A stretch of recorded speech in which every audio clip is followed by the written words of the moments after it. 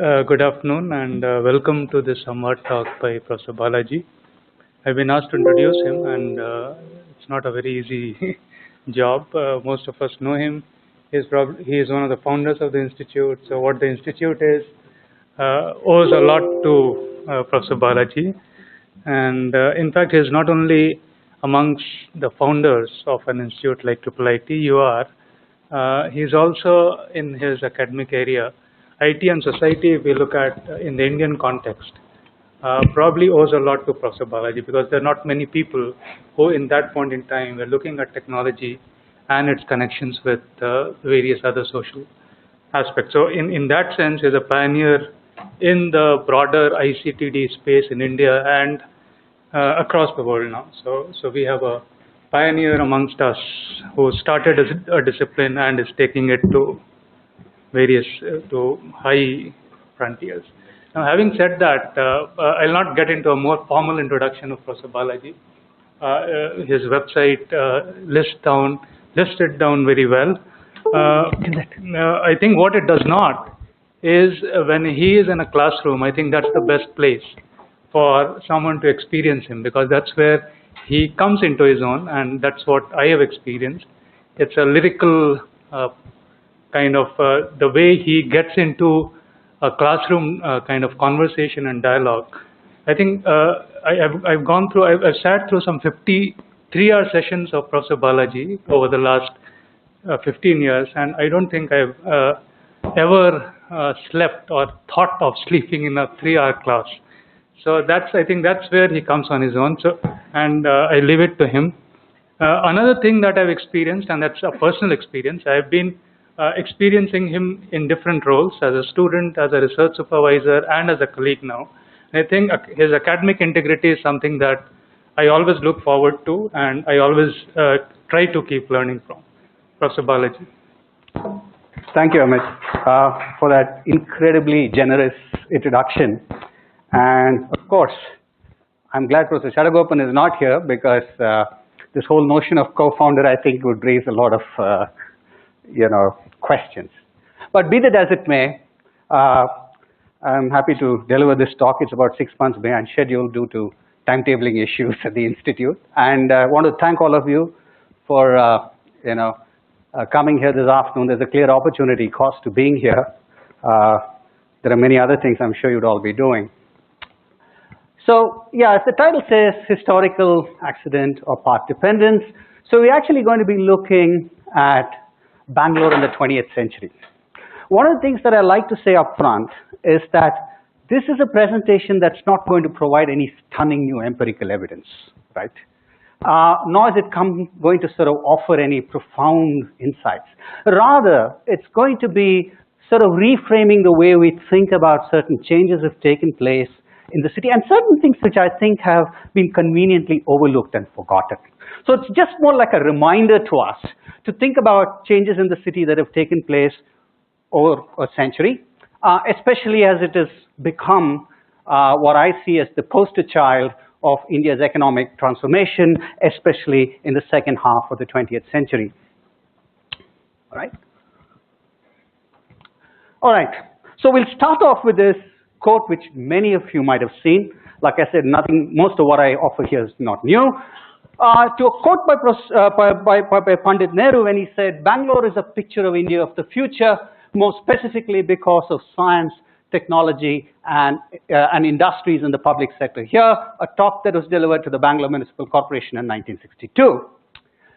Okay, so we'll keep that as the sort of the backdrop or the setting, okay, against which we'll make the following argument. Now, quite often, as the abstract also mentioned, it's useful to sort of distinguish the economic transformation that's taken place in Bangalore, in post-independence Bangalore, in two phases.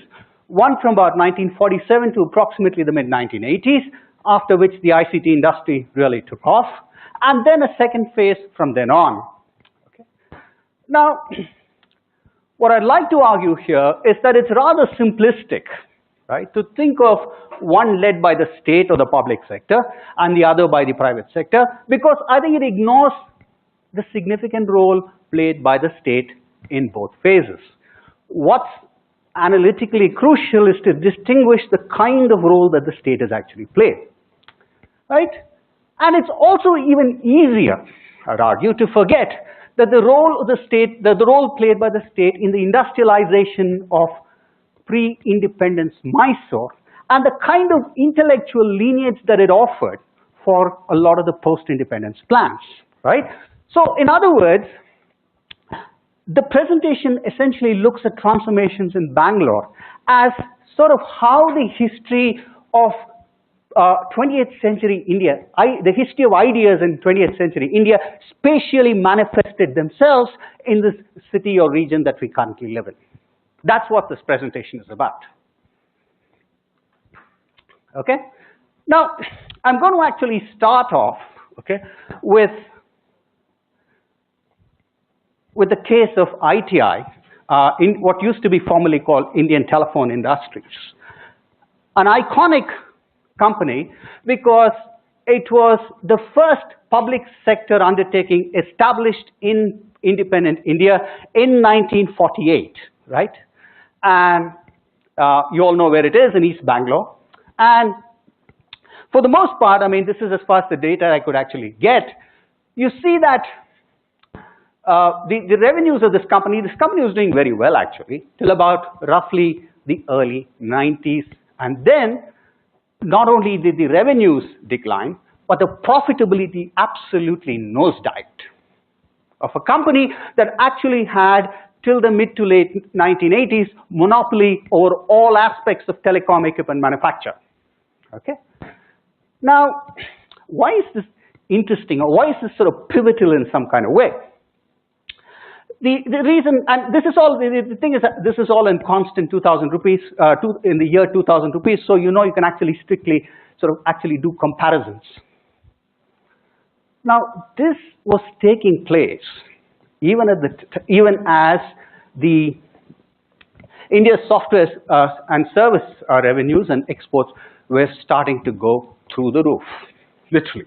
And coincidentally, the first year that ITI made its loss, right, in 95, 96, was the year that there was a lot of euphoria of India hitting the $1 billion export mark, right? Why $1 billion?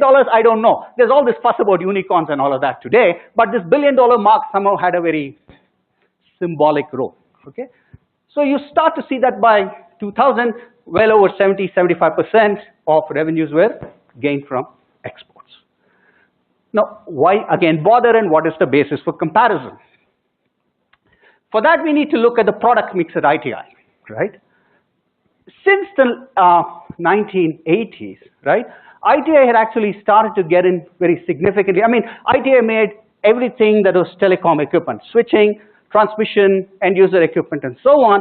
But by the 1980s, right, or early 90s for sure, 2/3 of ITI's revenues actually came from electronic switching equipment, right? 80% of the cost of which is actually software, right? Compared to older forms of exchanges and switching equipment like crossbar and Strauja, which is electromechanical in nature, there was not anywhere as much metal bashing, right? But a lot of it was actually software. So the question then arises, while you had this independent software industry that was actually going through the roof outside the compound walls of ITI, why is it that this company was actually going down the tubes? Okay. The simplistic answer, of course, is that the government did nothing. In the private case of the private sector, the government intervened in ITI, everything was a mess.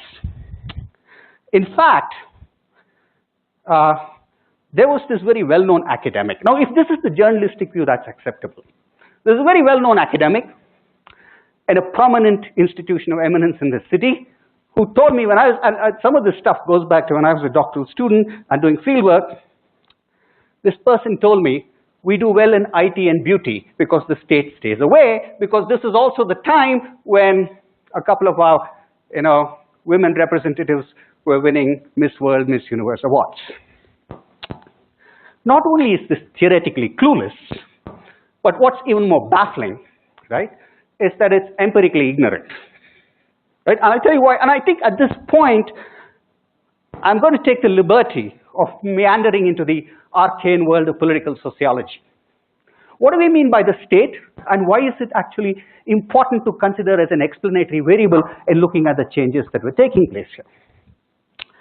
Now, this will be brief, I promise you.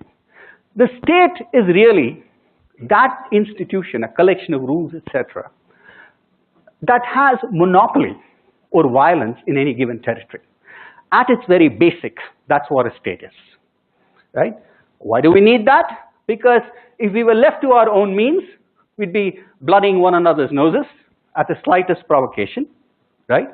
But we actually trade off the right to bloody another person's nose with the right to not be bloodied by 1.2 billion other people, right? Essentially, we trade some sort of rights for some responsibilities, okay? Now, it is that ability to keep what the colonial governments refer to as law and order, and continues to be used today, that the state has played an important role through its various organs, such as the legislature, the executive, and the judiciary, and so on and so forth, the army, the police, etc. But over the last couple of centuries, what's also been happening is that the legitimacy of the state, remember, the state must be legitimate if you're going to cede to it certain rights that you have as an individual, that you see yourself as having as an individual, right? In order to do that, in order for the state to gain legitimacy, over the last couple of centuries, increasingly the state has had to justify itself in terms of enhancing the quality of material well-being for the citizens in its territorial boundaries, right? So that has become increasingly critical. Now, while if you look at economics, right? A lot of free market economics is all fine on textbook. If that were the case, Britain would still be, Pax Britannica would still be ruling the world.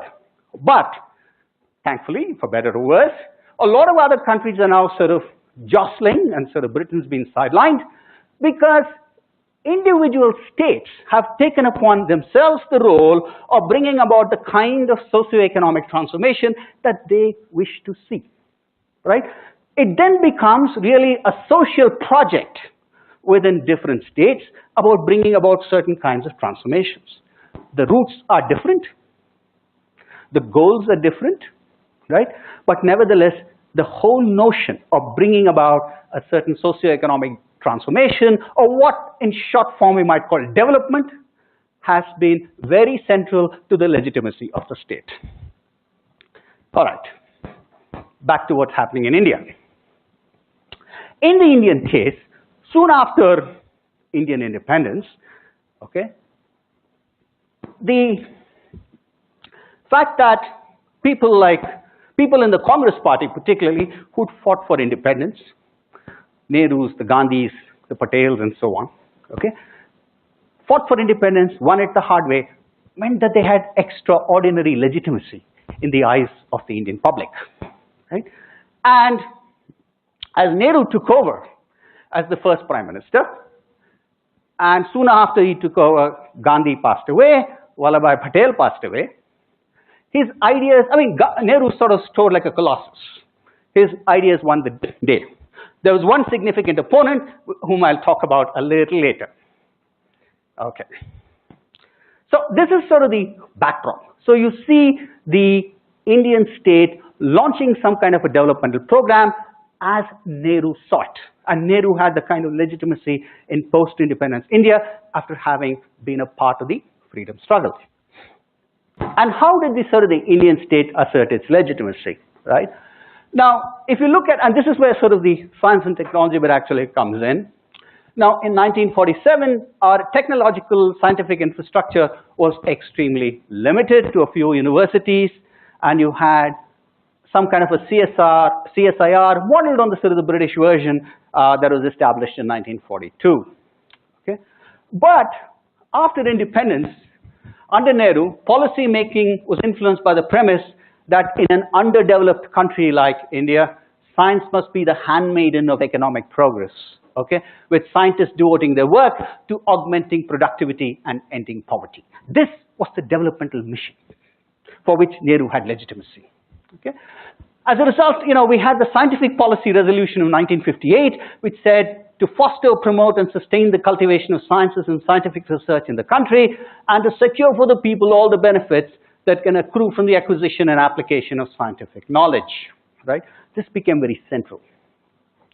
Now, how do you actually translate that? The translation of these sort of scientific goals, broad scientific goals, okay, took the form of the Industry Policy Resolutions, first of 1948, the same year that ITI was actually founded, and sort of mentally make a mark of that, and 1956, which laid the foundations for an economy in which the public sector would occupy the commanding heights of the economy, as Nehru termed it, by grouping industry into three categories. The first, including heavy and strategic industries, were reserved exclusively for the public sector. A second, where public sector efforts would supplement existing private sector capability while gradually bringing the latter under public sector control. And third, light and consumer goods that were left to the private sector. Now, this is sort of the broad schema. Science was to play a role, you had to translate that, and the public sector was going to play a non-trivial role in all of this, and that's how ITI comes to the, started to play an important role. It was not only ITI. All right? Okay. As a consequence of this, one of the regions that actually significantly benefited from this was actually the state of Karnataka, right? It is not only ITI, but a variety of other sort of firms, which I'll sort of list out in the next slide, came here. And if you look at sort of for example, by 1981, that's about 35 years after independence. Now, Karnataka, or even 1994, you see Karnataka is at the very top of the national hierarchy when it comes to different kinds of electronics production. Okay? It benefited significantly. There was a lot of science and technology that was underlying this growth. Okay. Specifically, in Bangalore, you had a lot of institutions and organizations, and if you go back to Bangalore of 2000, not all of them exist in this particular form today. You had ITI, you had CDOT under the Department of Telecommunication, that's a typo there, it's 1948. Then you have BEML, BEL, and HAL under the Ministry of Defense. You have BHEL and HMT under the Ministry of Heavy Industry and Public Enterprises, right? And then you had 9 of 49 DRDO labs in the country, right? Then you have CDAC under the Ministry of the Department of Information Technology. You had NAL and the Center for Mathematical Modeling under the CSIR. And then you had, of course, ISRO and the Department of Space, right? So you had a large complex of scientific and technological institutions that came to be established in this city. I'll come to that. Just hang on. Just hold that question. You're absolutely right. I'll come to that in a moment. There you go. We'll talk about that.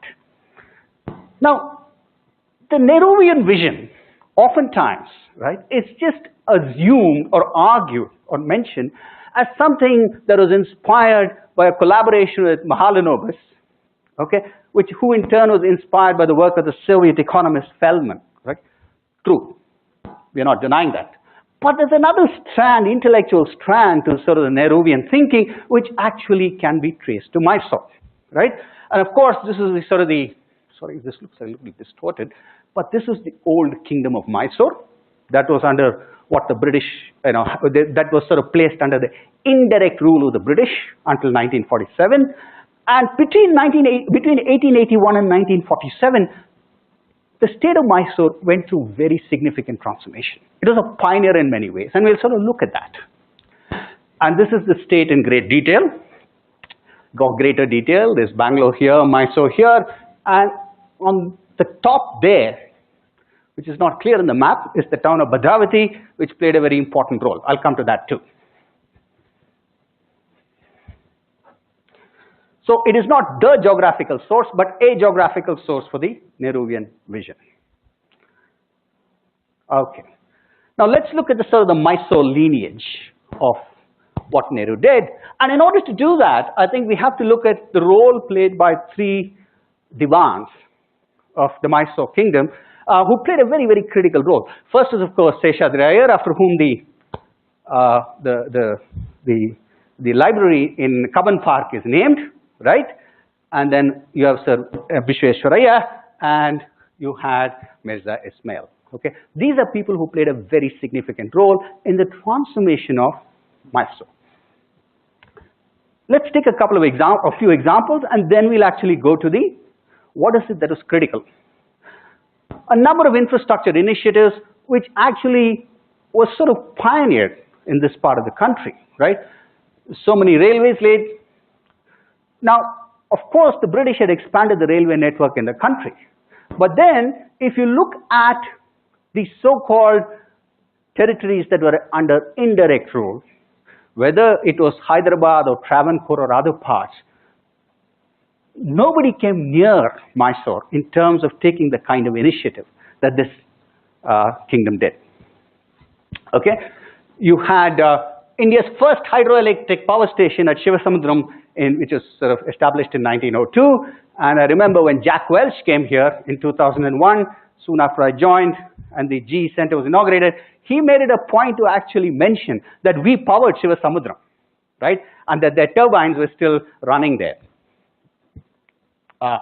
Bangalore was the first city in the country to be electrified. Krishnarajasagar Dam to irrigate Mysore and Mandya districts in 1913. State Bank of Mysore was established in 1913 to fund a lot of the industrialization efforts, right? Of course, it was nationalized in 1969, IISc in 1905, Mysore University in 1916, right?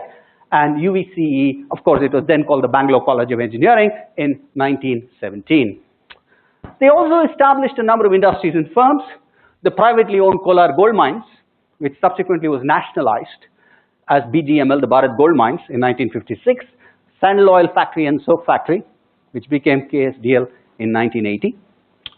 But the Bhadravati Iron Works, which merged with Steel Authority of India in 1989. Remco, Radio and Electrical Manufacturing Company, and Mysore Porcelain, which actually merged with BHAL in 1976. The aircraft factory, Sachit, was started as a private enterprise by the Walchans to service British aircraft fighting in Southeast Asia, later nationalized after independence as Hindustan Aeronautics. Okay. One thing I'd like you to note here is that how many of these went directly from the hands of the Mysore kingdom into public sector in the post-independence era. Many of them fumbled, many of them had problems, right? But many of them were sort of integrated with that. And one of the sort of the arguments that I'd make here is that it had to do with certain continuities in thinking. Yeah. I'd like to focus particularly on Vishwesvaraya because he's sort of the most sort of the articulate of them all. Is not to sort of downplay the role of either Seshadri Iyer or Mirza Ismail, but he believed in the importance of establishing an industrial economy. His slogan was industrialize or perish, much like Nehru, right? Sorry, there's some typos there. Now, he actually published this book called Planned Economy for India in 1934, which was a crucial influence on the Congress Party's 1938 National Planning Committee, which coincidentally was headed by Nehru. Right? So, Nehru sort of was influenced by some of the ideas because Vishwesvaraya was pioneering some of these things in the country at that time, right? And then Mysore became a role model for the Congress of Swadeshi movement. Although the kingdoms under indirect rule were never sort of active participants in the freedom struggle per se, what Mysore was able to do and demonstrate, unlike many of the other kingdoms under indirect rule, by showing, look, we are capable of industrializing on our own terms, made them, again, if I may say so, a poster child of the Swadeshi movement. They got sort of incorporated and embraced within that. Now, it's also interesting that the establishment of the Bhadravati Iron Works, despite technical challenges and distance from markets, if you'll notice, Mysore does not have, the old Mysore kingdom did not have a port, right?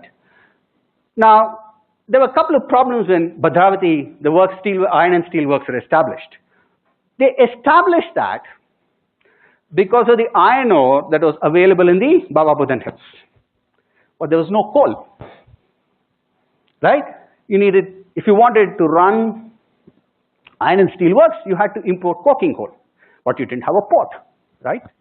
So what they did was to use the forests of the Western Ghats and to burn the thing and create charcoal, right? But that proved to be technically very costly.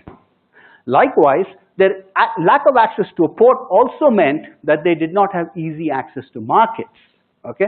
And they simply were not able to compete on equal terms with, say, TISCO in Jamshedpur or ISCO in Burnpur, Indian Iron and Steel, which were the other two manufacturing facilities in the country at that time. But the whole thing was driven by a larger nationalistic project, right, of a desire to produce a key metal, right, and to industrialize Mysore, right. Thus, the plant made no profits between 1925, the first year the furnaces were lit, until 1939. The coincidence with the establishment of the aircraft factory is, there is a coincidence, which is, it was about that time when they were not sure what the demand was going to be like. Visvesvaraya led a delegation to the US to try and see if they could get a car plant. He went to Ford, so that you could actually find a downstream user for the steel coming out of Bhadravati. That didn't go anywhere. The only tangible outcome was the Hindustan Motors plant that came later in outside Calcutta, right?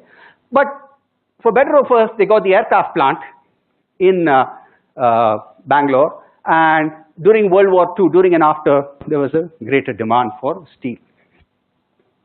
Now, I'd just like to sort of point to some parallels between Visvesvaraya and Nehru. Now, what's interesting, there's a particular tension that exists. Now, material well-being was sought through a particular economic nationalism, right? We will make iron and steel in this country or in Mysore at any price.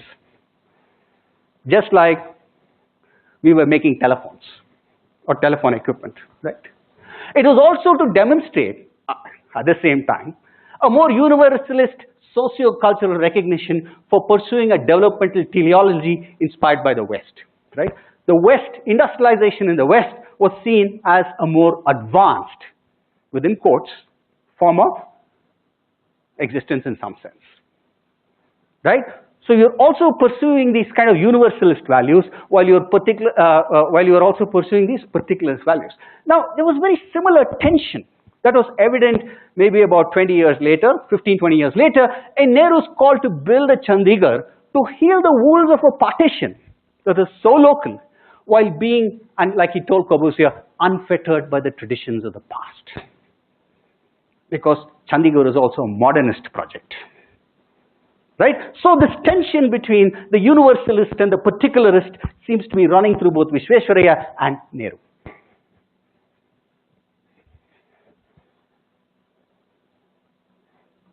Okay. Now, the problem with, well, of course, the Nehruvian idea, the mission, etc., whatever you want to call it, was launched with a lot of optimism. It faced, or it sort of imposed upon itself certain limits. Okay. Now, I'll just list some of these limits very quickly. You had, for example, in 1951, the passage of the Industrial Development and Regulation Act, which made licensing mandatory for all industrial production, whether you're making a jumbo jet or a safety pin, right? Meant to direct resources to industries of national importance and to prevent concentration of economic power.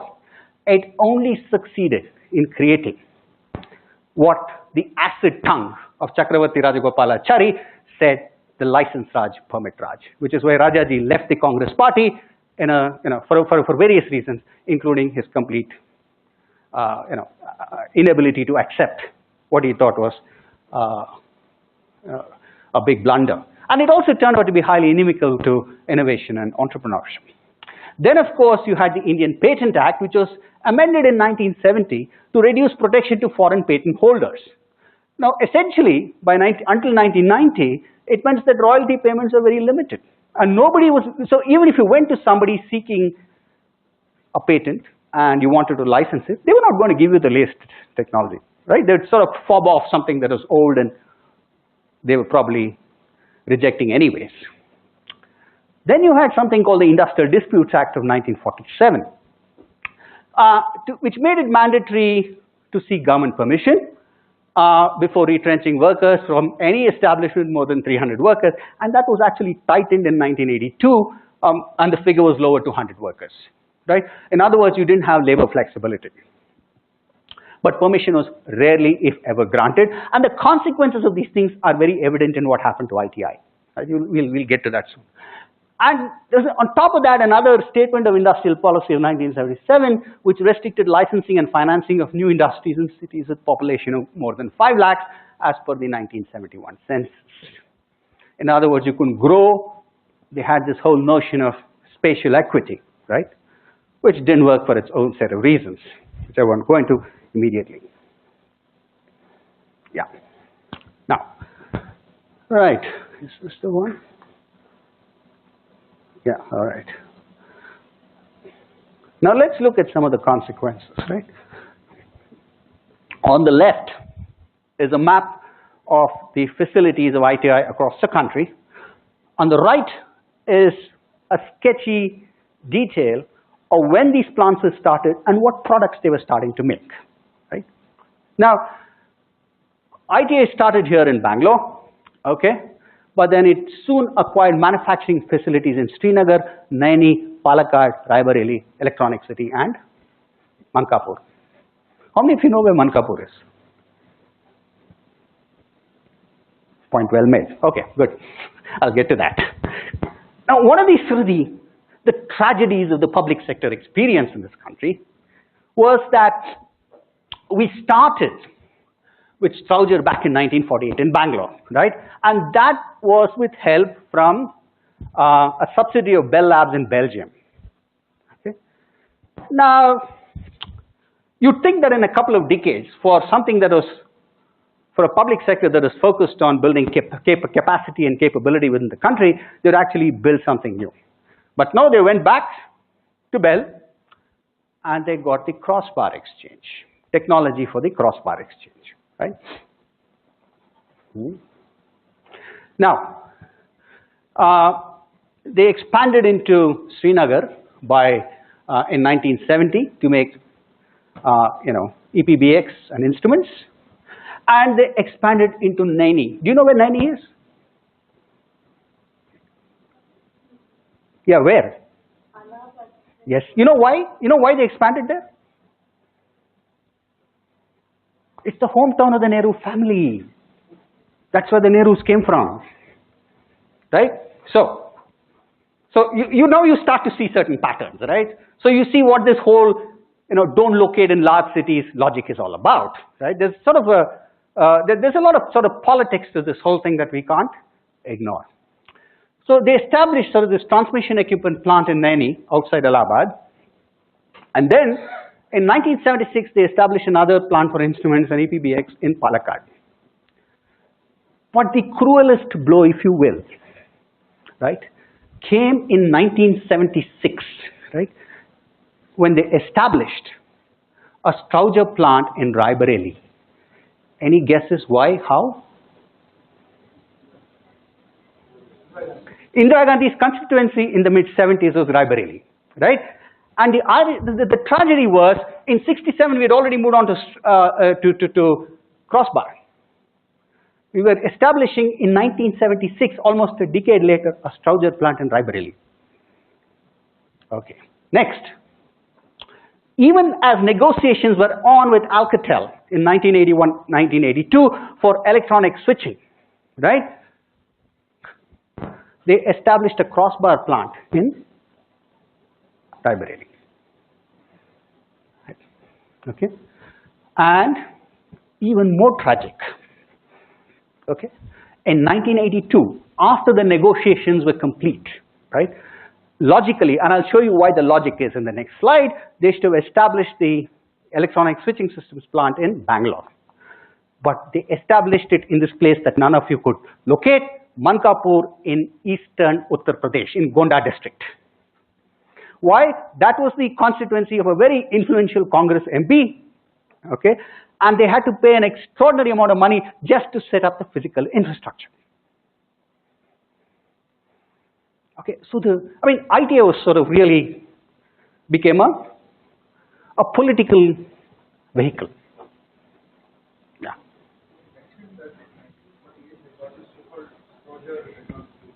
Hmm.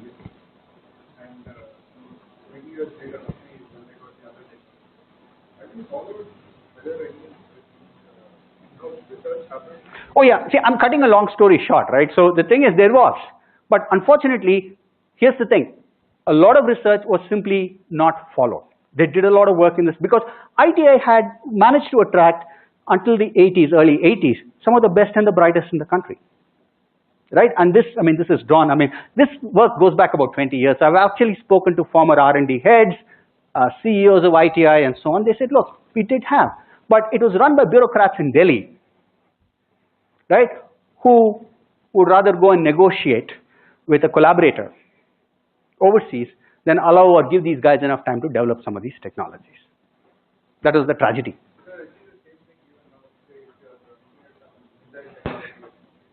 It's possible. It's very true. It's very possible. I mean, the more things change, the more they remain the same, right? Sure. So this was sort of the tragedy that was going on in ITI.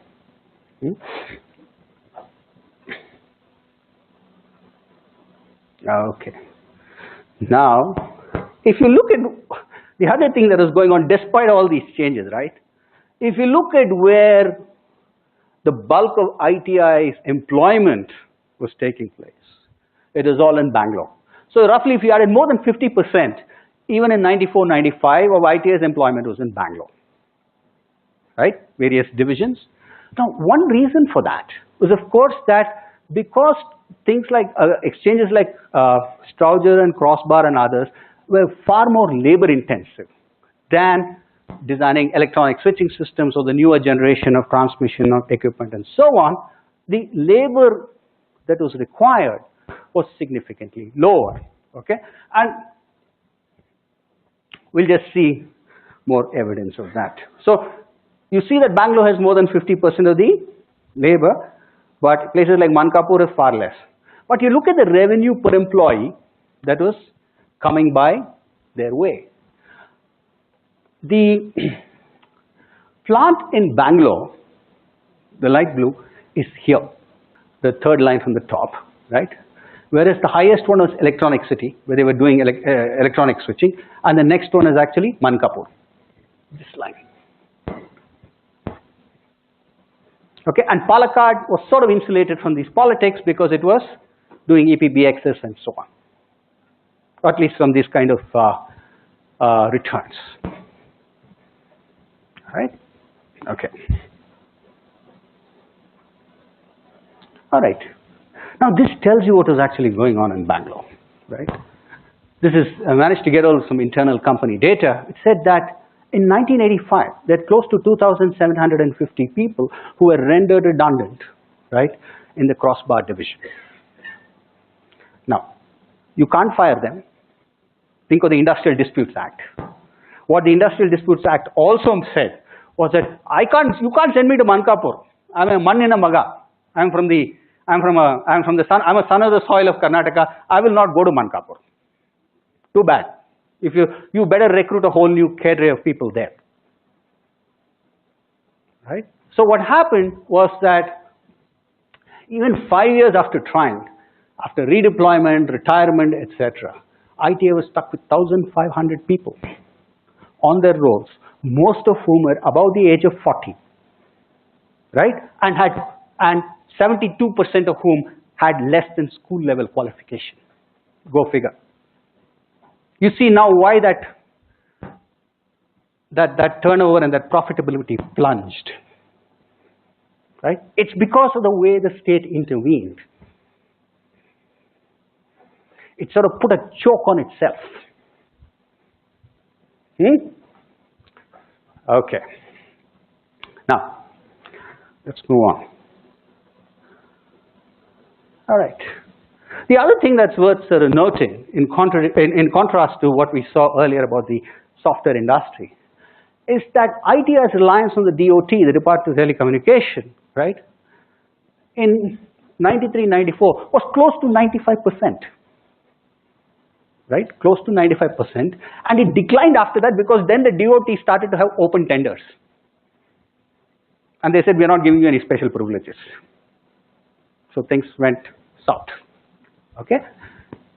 Then, for a company that had been in the telecom business for 50 years, right, there's an astonishing level of sort of import dependence. Nearly 50% of components are still relying on imports. Of course, there's nothing wrong even to this day. Many companies, whether it's a Samsung or whatever it is, we have companies that rely on components from all over the world. Your global supply chains. But then, that figure has to be seen with the export figure, which barely rises above the x-axis. So you can talk of being part of global supply chains, you actually supply to somebody. But none of that is going anywhere outside the country.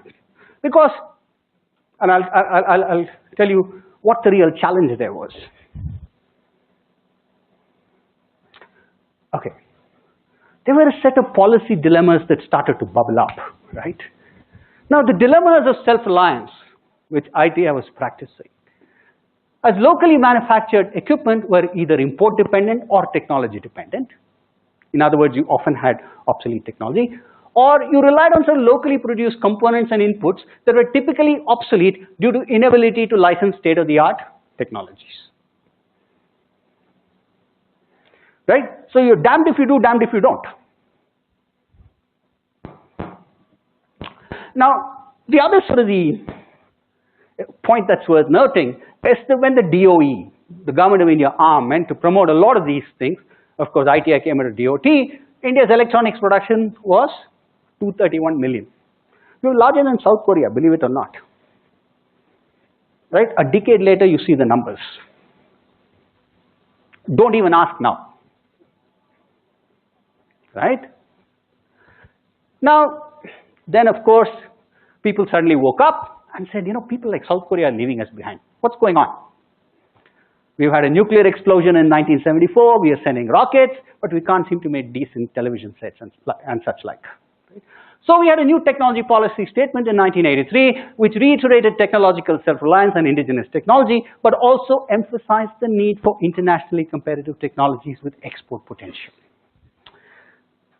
But the telecom equipment industry and the nascent software industry took very different paths to international technologies and exports. We've already seen what happened to telecom equipment, right? They went again looking to Alcatel, but they were not able to get their act together, literally because of the various other pressures that they were being subject to. Yes, Sridhar. Was that juxtaposition, which also has been ambition of local manufacturing, which did extremely well, especially in rural Karnataka, until recently. Yeah. It is. Is it the vision of the leadership that matters, the technical cohesiveness that drove CDOT through things? Okay, it's a long story, but to cut it short in one sentence, I'll say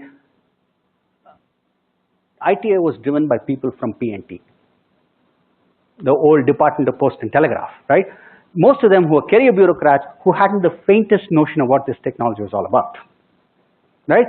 CDOT was driven by a technocrat, and he was given autonomy, initially by Rajiv Gandhi, but then he also had problems, but nevertheless, they were able to deliver a lot more. Every R&D head that I spoke to in ITA said, we were capable of doing anything we wanted. We had the talent, right? But our hands were tied, right? And and just to give you one example, right, of how much ITI even played a role, ITI, Bharat Electronics, etc. When Texas Instruments came here first, and that was one of the earliest multinationals to come in, what did they do? They went into ITI, wiped out the entire microelectronics division. They hired everybody there.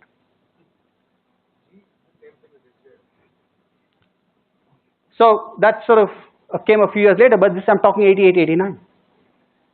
Right? They wiped out ITI's microelectronics division because all these guys were supposedly very good. So there is that sort of the relation, the institutional, how the state is intervening through its various organs makes a huge difference. Okay. Let's quickly go through this. Now, there are these bunch of policy makers in the DOE, and two people whom we have to especially thank. One, the late Seshagiri, and the other, Vittal, right, who had subsequently many other roles, who were then sort of secretaries of the DOE in the 80s. They said enough is enough. We missed the semiconductor globalization round. That's why the Taiwans, the Koreas are ahead. Let's see if we can do something with software. We have relatively high skill, relatively low wage people, and let's see what we can do about it.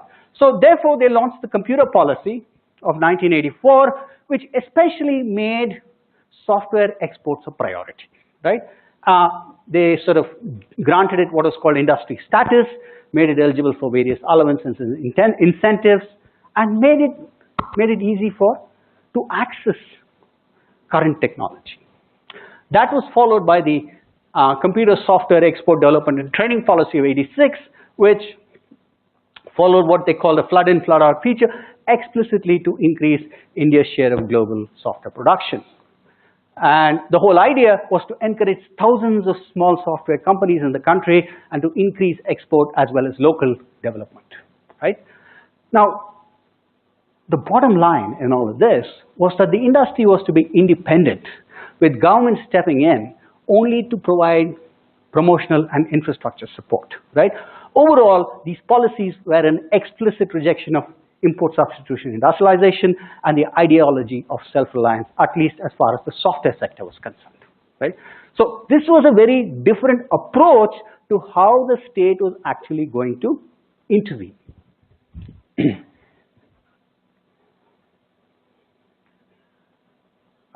One second. Okay.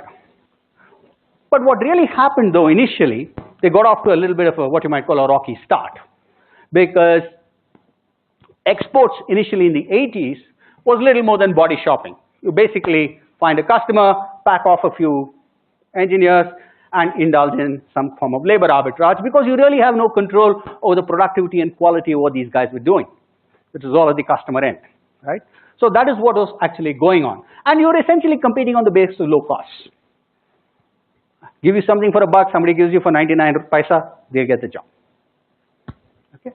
Now, the official encouragement that was actually given to body shopping reflected limited understanding of the industry among policymakers.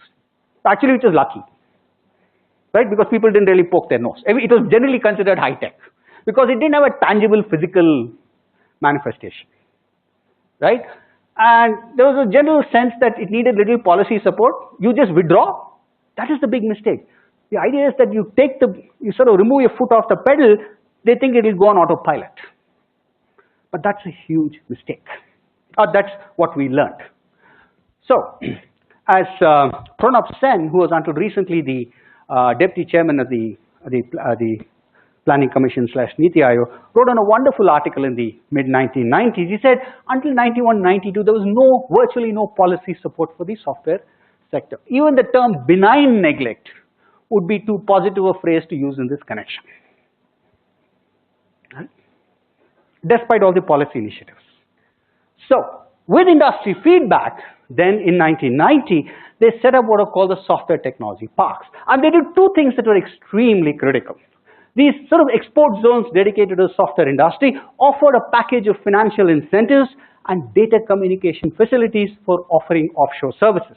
That is service provision from India as opposed to them going abroad. I remember in an interview with Vittal, he said he went into the cabinet, into the secretary's committee of secretaries meeting back in 1989, and he said, we want to set this up, right? And the DOT said, that's our responsibility, you don't do data communication. Then he said, the cabinet secretary then turned to him and said, if we allow you, will you guarantee $500 million of exports? Vittal said, I had no idea whether it would make 500 million or not. But I said, if I didn't grab this opportunity, we were going to blow it. So he said, yes. And he said, we didn't make that mark, but we got what we wanted. right? So you see the very different way in which the state was actually intervening. Like they were becoming much more entrepreneurial, much more supportive of the industry, and actually providing them with the specific sets of requirements that the industry was actually asking for.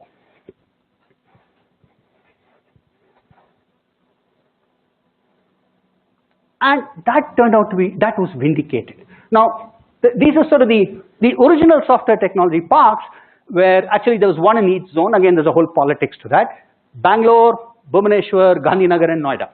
Okay, a few more came along with the 1990s, but the whole policy was vindicated because by the time you hit the turn of the century, 68% of exports were going through the software technology parks.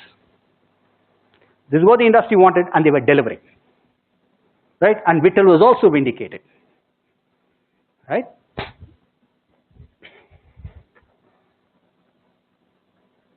Now, in the 1990s, of course, there came further policy changes. You had, of course, the balance of payments crisis, big shift in economic policy. A lot of these changes had already affected the software industry. So as far as software was concerned, the liberalization didn't come in 91. It took place in 85. Right? But nevertheless, you still had other benefits. You had the devaluation of the rupee, which made our exports cheaper, trade liberalization, and critically, this new policy welcomed foreign direct investments. Right? And that's when the floodgates for a lot of multinationals were opened up. Specific benefits for the software industry was income tax exemption on profits from service exports in 1992. So any money you earn stays with you. Right? Elimination of import duties on all software by 97, and critically, to sort of keep a grip on your labor, permission to grant ADR, GDR, those are technical issues we don't have to worry about, employee stock options, critical, right? What it did, ADR, GDR, allowed you to give dollar-denominated stock options, as opposed to just having rupee-denominated stock options. Now, what it did was the data communication, or in the 90s, you also saw in the data communications infrastructure, the STPs, in a liberal context, transform the industry. You saw the emergence of these significant global offshore production centers, like the one we have across the street, right? With the infrastructure, technology, quality processes, productivity tools, and methodologies of the customer workplace, right? So able to sort of basically replicate rather than having to send your folks overseas, right? Now,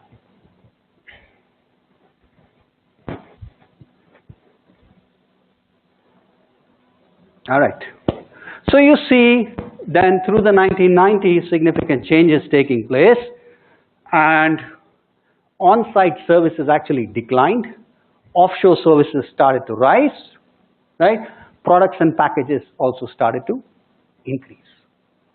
There were still some breaks on these things. I'll get to it in a couple of slides. The other thing that was happening, and this had nothing to do with the Indian state, but the state in the US, was the passage of the necessary sort of immigration acts that allowed for temporary migration, right, under the H-1B and L-1 visa categories, right, which is meant for specialist occupations where you could work for up to 6 years. And originally these were targeted at nurses, teachers, etc. But very quickly, you saw Indians were grabbing large percentage shares and were the largest recipients or beneficiaries of the H-1B. And actually, once you cross 2004, also L-1. Right? So what this did was to go back and forth between the United States, which was the largest market.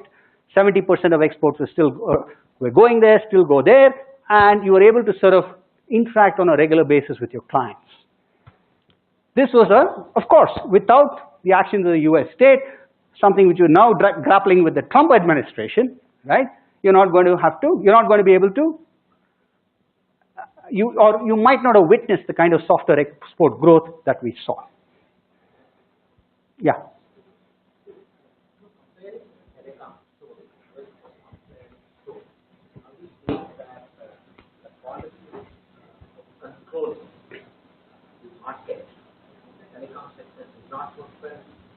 It's not the market. It's on the production side. It's enabling. Yeah. Yeah. Yes, that's the point. Yeah, that is the argument. I'll come to that. Just hold on there, Sridhar. You're raising an interesting point, but let me finish. I just have one or two more slides. Then you're raising an interesting point. Okay. Now, this is again from 2000. You see the spatial distribution of software firms. A very crude indicator because it only goes by headquarters. By 2000, you had many companies like, say, Infosys have multiple development centers across the country, right? In fact, companies like TCS, which is the largest in the country, they're headquartered in Bombay, but their largest development centers in Chennai, and so on and so forth. But nevertheless, people ask the question, why is it that it all happened in Bangalore? And typically the answer is, oh, we have IISc, we have these public sector, etc. Okay?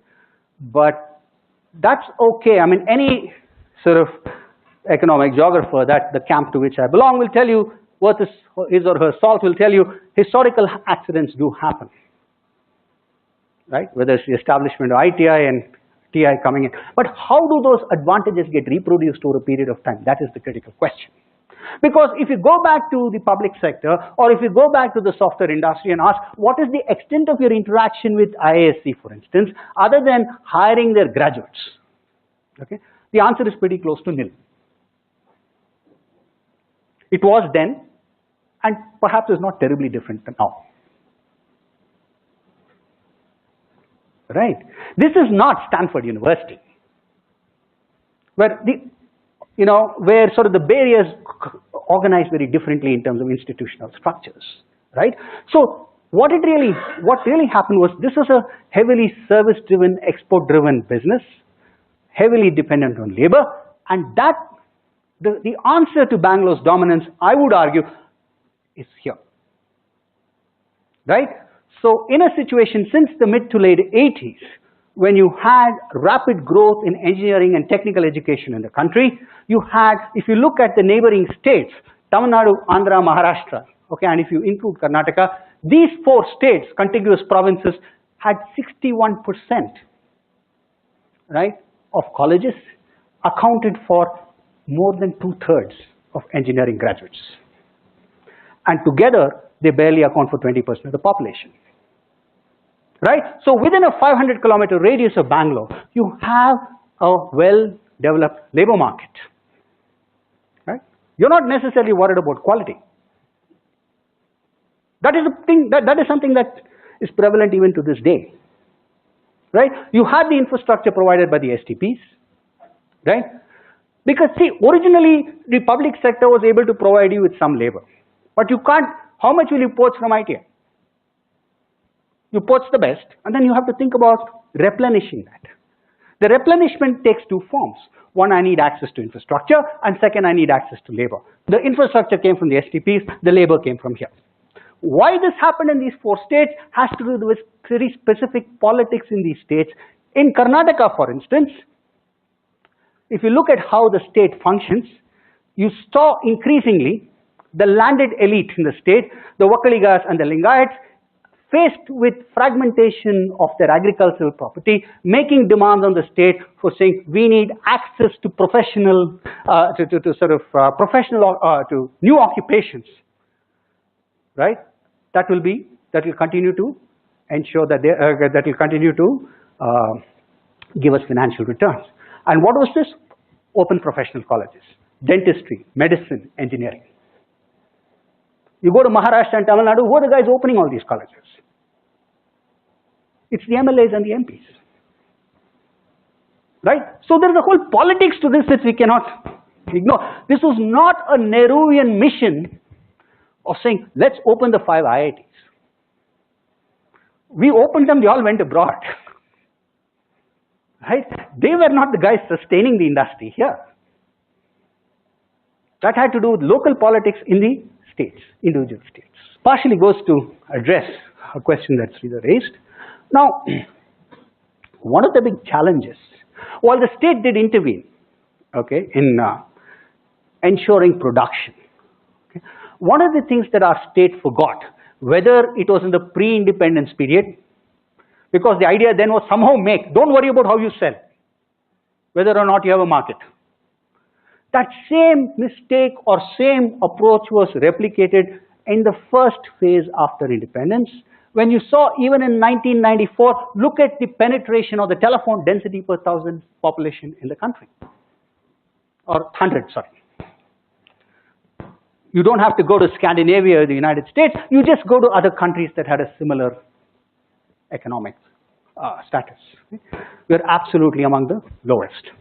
So we jumped from 0.05 to 1.1, brilliant, but we're not anywhere in the big league. So you didn't have a market for a company like IITI to address.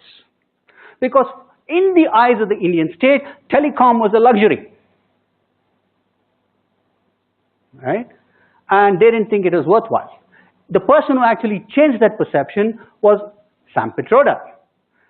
And it was not until we had the mobile phone revolution that the market actually completely opened up. Once it was sort of, you had the new telecom policies and the IT policies. It was the late 1990s. But ITA was nowhere in that business. Right? They got completely walloped. Right? And you see, all you have to do is to go to Krishnarajapuram to see the state of the ITA factory today. It's a very sad reminder of the Nehruvian vision. Right? Likewise, if you look at what happened by the late 90s, if you look at PC penetration in the country, insofar as using software that we are generating was concerned, we're among the absolutely at the bottom of the totem pole. Right? Now, what that meant is that if you're producing software, the only place it can go is abroad. Right? You're not able to consume it. Right? Now, that of course has again changed because we've had, thanks to the arrival of the mobile phone and sort of changes in computing platforms and so on, nobody anticipated this in the year 2000. Okay? But if at all the software industry was able to grow, there were a whole bunch of other factors that helped it to grow outside. You had the Y2K problem, which demanded a lot of labor-intensive work, which Indian firms capitalized on. You had the euro conversion challenge. In '99, they switched from 10, 12 currencies into the euro, and a whole bunch of such problems or challenges that were very labor-intensive, demanded the kind of management capabilities that the Indian firms could afford or offer, and that kept them growing. Okay, so I think that is pretty much it. Any questions?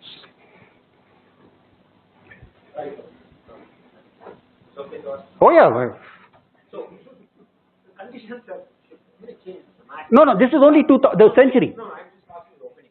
For example, today, slow motion. There are devices which offer these services to India. It's the first time that we have seen India consuming IT. Right? So, what kind of a policy change does you anticipate? For example, should we continue to say that make in India and then do the controlling thing as we did before and move it up, or let us just enable and make Flipkarts of the world? What kind of, for example, there are discussions in the policy area about restricting FDI or restricting certain things to make in India more preferential market access, things like that, which have not worked before, right? So what is the method that we choose in order to sustain this? Okay, so the thing is, I think the debate has swung between two extremes, right? We were earlier in a situation where we were, the gates to the castle were all completely drawn up. Nothing was allowed, right?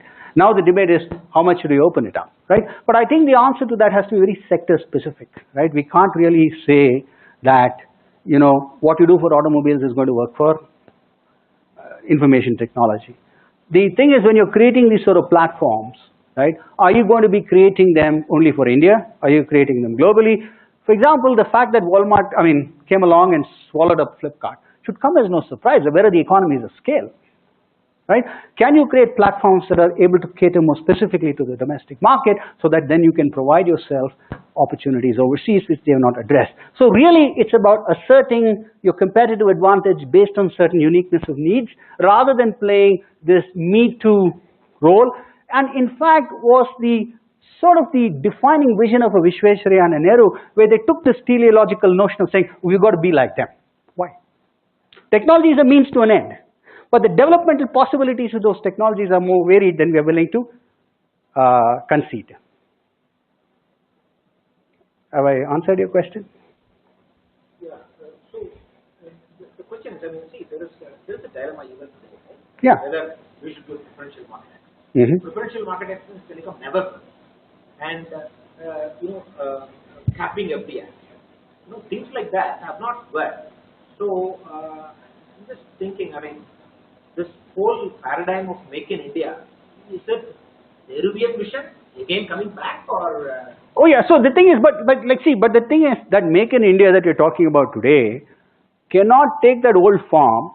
It cannot be Nehruvian, full stop, because you're now integrated into global supply chains, and you can't sort of, even a country like China, has to import a significant amount of its inputs, right? So the question is, for particular kinds of technology, what is it that you can actually do, right? When you say we are going to give partial or preferential access to the market or to investments, what is that partial or preferential really come to mean, right? What is it that you can slice up? Certain things you can't slice up. That is the problem, right? Or you disallow certain people from actually entering the country. The part of the thing, a lot of the answer actually comes in, what is it you're slicing up and how is it that you're slicing up, right? Clearly, a spatially oriented policy is not going to work. What are the access to resources that are critical that you're going to give people access to? Yes, Risha. I had one comment and one question. Sure. I don't know if I completely agree with your analysis of why Bangalore was this and so on. One of your latest Why it was? Sorry? Where you looked at the engineering college. Yeah. I think it might also have to do with the population of English-speaking working age people. I don't know if that's... No, I beg to differ for a couple of reasons. One, you look at the sort of the English-speaking population, one second, let me complete please. I'm sure you can find comparable levels in other cities, A. B, if you have opportunities in the country, people will migrate. This is not a country which is restricting migration, internal migration, right? So you can ask the question, if people migrate, many of these guys are coming to Bangalore. If opportunity had opened up in, say, Indore, they might have migrated there. So the question is, but the... Anyway, and my other thing is, looking forward, I think we all know that India in the next 40 or 50 years will be mostly an elderly society like Japan is right now. So where do you think this all evolving? Because then at that point, once again, there'll be a mostly elderly society with relatively few working age people or just more old people than young people. That's it. The one thing you can say about anything you can say about the future is you'll be wrong. Okay, and I agree that I'm equally fallible to that, right? The other thing is that I think the comparisons, one-to-one comparisons with other societies are not necessarily work for a variety of reasons. One, it has to do with things like, what is the extent of female labor participation in the economy? Are you allowing immigrants into the economy, right? There are all sorts of other things that complicate the Japanese question. Will we be following similar policies in the future? I don't know. You see that? So the issue of what will happen in an aging society will depend on the choices these societies make at different points in time. Like and 40, 50 years we're all dead. We'll be even beyond elderly by then. Yes, Srikanth. Yeah, please. So there seems to be something more there because Bangalore, Chennai, and Hyderabad are actually about 390. Yeah. Bangalore picked up much faster than the other factors like education, existing other industries, but they are not as well. Right. See, And it seems to have picked up even more after. okay, the thing is this, right? If you look at actually the data on sort of exports and so on, okay, this is first of all a very crude indicator. Okay, secondly, like I said, let me just say this: for all the talk about what's going on in Hyderabad, it's not anywhere in that league. Okay, in terms of numbers, exports, employment, etc. On the other hand, you take a city like say Chennai, right? A lot of the largest companies have the biggest development centers there. TCS, Wipro, all these guys, right? And you actually, over a period of time, you see a spatial division of labor that's actually emerging in the country, right? You see a lot of companies that are headquartered here. Original sort of semiconductor companies, you see a lot of semiconductor companies here. You don't find them elsewhere. But if you go to a place like Chennai or Pune, where there's been a long history of engineering, right? You find a lot of companies that are actually in the area of engineering and technology design, right? Which is increasingly manifest through software. So they may not be as large, right? But nevertheless, what you actually do there is very different. And in fact, I was recently talking to somebody from the IIT Madras Technology Park who was saying that a lot of the consumer-facing startups, right, are all based in Bangalore. But he said if you come to the IIT Madras Technology Park, a lot of it is very technology intensive. He said we rarely see the customers. We supply to other technology consumers. So the division of labor is evolving in the country, and Bangalore of 1990 is no longer the Bangalore of 2018, and likewise. So if those numbers were drawn up today, it will look different. This is 2000, like I kept that temporal boundary. Please.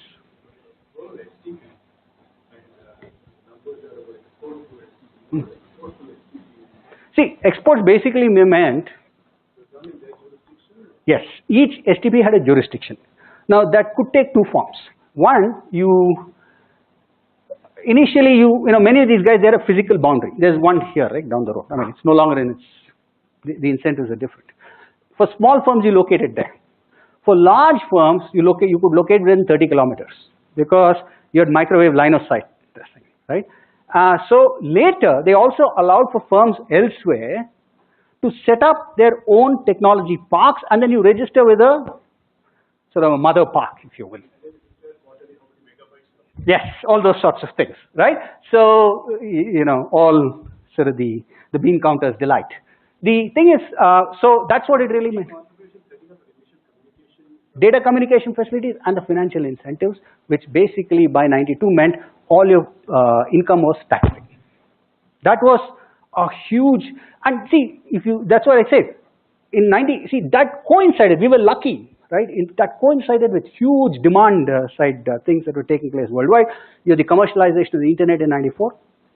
You had the Y2K problem coming later in the decade. You had the euro conversion problem in 99. So in a space of about 8 to 10 years, enormous demand that drove the exports. So, please, Srikanth. So the role of state Hmm. contrasting Yeah. was more at a central level than a state level. For the most part, yes, and it also took a much more of a hands-on saying like we will address your problem specifically rather than taking a blanket approach. And also, they didn't put in place all these strange things about spatial location, etc., etc. The Industrial Disputes Act was sort of loosened for them. For example, women could work, or you can argue whether it's a good thing or not, but you can in all these sort of call centers, women are able to work 3 shifts, etc., etc. Those kind of significant loosening of regulations. And a lot of those that were required by the industry, for example, in the area of patents, the Semiconductor Act of 2000, 2001, all those things specifically addressed what the industry was seeking. But it was not, the government even then did not quite wake up to demand side, need to stimulate sort of demand. So they essentially thought exports was the be all and end all. Because if you look at information technology, it's a very critical general purpose technology. Use of that technology helps you transform education, healthcare, all those sorts of sectors, right? In a way that earlier generations of technologies necessarily did not. So we're realizing some of those benefits, and so we're seeing greater consumption now. I mean, That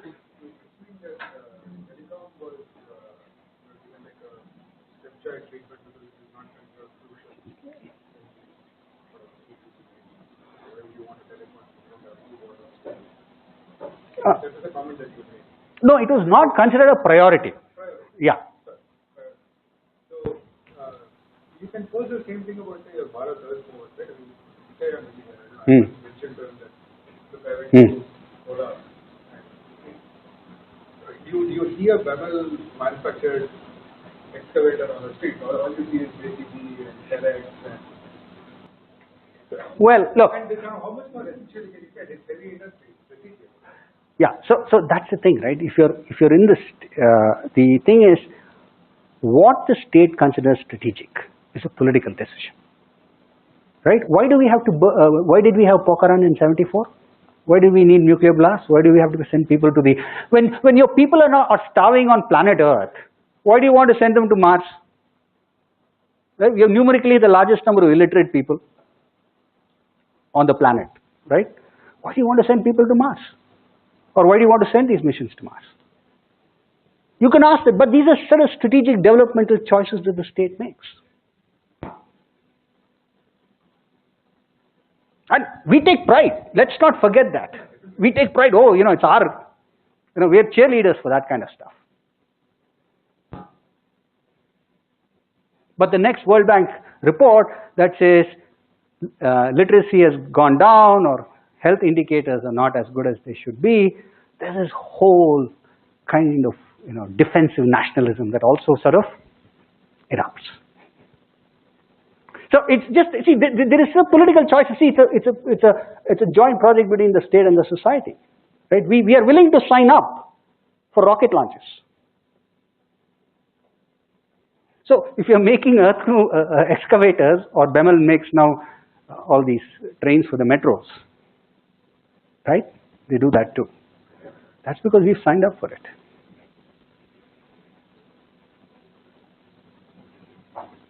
Yes, Janaki. About the state's direct sort of intervention or setting back or whatever, the relationship with the IIT. To what extent would you say the state's role has changed in dealing with the consequences of whatever support and food gave to IIT and somewhere else? Whether it's loosening of regulations, is that something that shifted over time? Yeah, definitely. I think after 2000, definitely, and it's an artificial divide, definitely. But certainly in recent years, the recognition of having or the need to promote consumption has definitely increased and improved, right? So we're saying, look, it's not enough to just simply, it's like the equivalent is, if all you're going to do is write code and send it to GE or whatever, how different is it from harvesting cotton and sending it to the textile mills of Lancashire? That's really what it's about, right?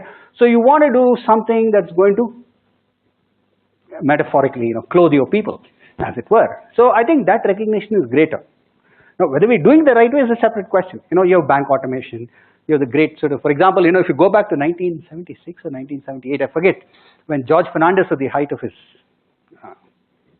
height of sort of, when he had maximum number of followers and so on, the trade union movement, standing outside LIC in Bombay with there was a big mainframe there, very symbolically trying to clobber that, saying, this is going to sort of replace labor, right? You won't find that today.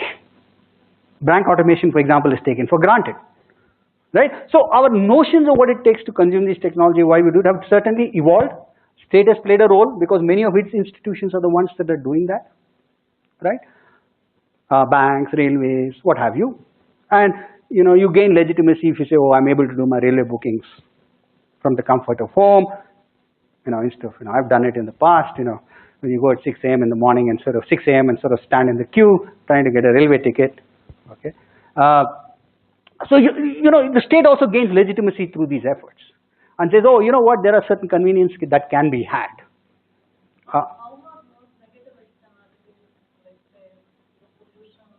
Absolutely. So, see, that is where, and this goes back to the point that I was making with Sachit, right?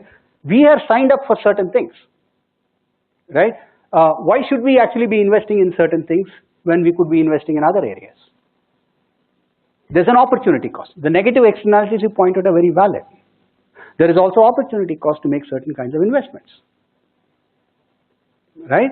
So these are things, but this is what, that is why development is contentious. That is why it is contentious. And that pact between state and society, the Nehruvian pact got broken. Now we're trying to sort of come together with an alternate pact, and we don't seem to be able to agree on one.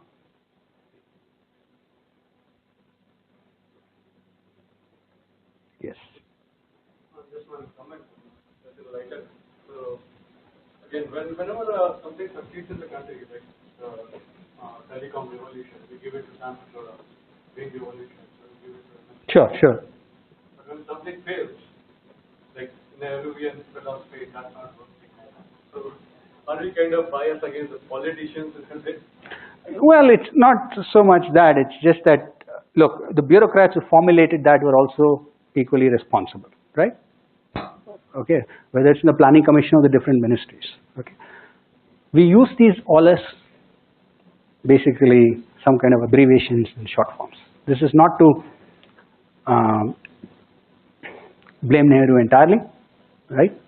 Or to say that he was, there was clearly no malice. But the thing is, who knew how it? See, the other thing is, if you actually go into sort of planning thinking at that time, there's a great book by the wonderful Indian economist Sukhmoy Chakravarti. Sukhmoy Chakravarti said, you can't even blame Nehru for that, because that was the thinking at that time. We are products of the times that we live in. For example, you talk about Nehru and we talk about Swaminathan. That's very interesting, because at that time, in Sukhmoy Chakravarti's book, right, he has a lovely phrase. Agriculture was treated as a bargain sector. That's the exact phrase he uses, because it was the thinking at that time across the world. India was no exception. The point is, again, companies like IIT or Yeah. They have kind of proved already, given already to the society or the country. It has more than 50 years that they continue to serve. Depends on what you mean by proof. Did you mean what you mean by serve? Yeah, but again, like at that time, I think that is what the situation was and the demand was. That's the debate, right? That's the debate. And of course, we have the luxury of hindsight. We're doing it in 2018. Okay? But these are debates that keep academics like me in a job. But that aside, I think these are questions that we must keep on asking, because the answers to them will continue to inform the notion of development that we grapple with today. Do we want public sector, private sector, or like Sridhar was saying, how much do we welcome? Do we put caps? Which sectors? How? Those are questions for which this is not, the epistemology is not positivist, right? We can come up with a precise and accurate answer, right? But it is very discursive.